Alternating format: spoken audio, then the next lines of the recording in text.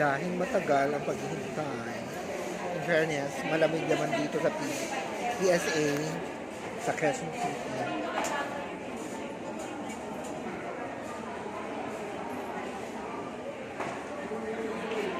Mahaba ang pila, pero in fairness, yun nga, ang consideration mo is malamig siya.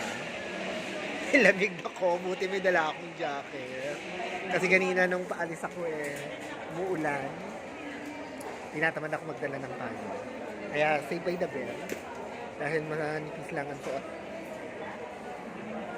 Ang suot ko today. Okay guys, and then later, lalafang attack tayo. Kasama natin ang dating Diyosa, ngayon ay baboy na. Nakapila. See you.